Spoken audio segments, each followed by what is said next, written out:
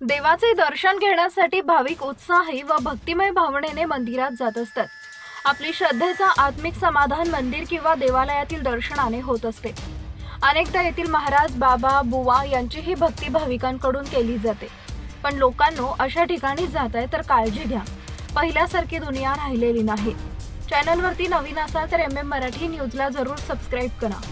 मुरादनगरच्या एका गावातील पीडित महिलेने याबाबत पोलिसांत फिर्याद दाखल केल्यानंतर पोलिसांनी घटनास्थळी जाऊन तपासणी केली। त्यानंतर महंत मुकेश गोस्वामी विरुद्ध गुन्हा दाखल करण्यात आलाय। पोलिसांनी गंगा घाट परिसरात पाहणीसाठी दौरा केल्याचं समजताच हा महंत पळून गेलाय। 21 मे रोजी दुपारी आपल्या मुलीसह पीडित महिला गंगा घाटावर स्नान करण्यासाठी आली होती। अंघोळ केल्यानंतर कपडे बदलण्यासाठी ही महिला तिथे सोय करण्यात आलेल्या ठिकाणी गेली। येथील घाटावर महिलांना कपडे बदलण्यासाठी उपलब्ध असलेल्या रूममध्ये वरील बाजूस कॅमेरा असल्याचे महिलेने पाहिले।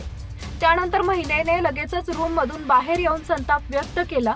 यावेळी रूममधील हा कॅमेरा महंत मुकेश गोस्वामी याच्या मोबाईलशी कनेक्ट असल्याची माहिती मिळाली। पीडित महिलेने थेट महंताकडे या संदर्भात विचारणा केली असता महंत गोस्वामीने अरेरावीची भाषा केली। महिलेस अवमानजनक शब्दात सुनावले, तसेच याबाबत पोलिसात तक्रार केल्यास परिणाम वाईट होतील अशी धमकीही दिली। मात्र महिलेने महंताच्या धमकीला भीक न घालता मुरादनगर पोलीस ठाण्यात जाऊन घडलेली घटना सांगितली। त्यानंतर पोलिसांनी गंगा घाट परिसरात धाव घेऊन कॅमेऱ्याची तपासणी केली, तसेच महंत गोस्वामी बद्दल विचारणा केली। त्यानंतर महिला आरोपी महंताविरोधात गुन्हा दाखल केलाय। दरम्यान पोलिसात गुन्हा दाखल झाल्याची माहिती मिळताच महंत गोस्वामी फरार झालाय।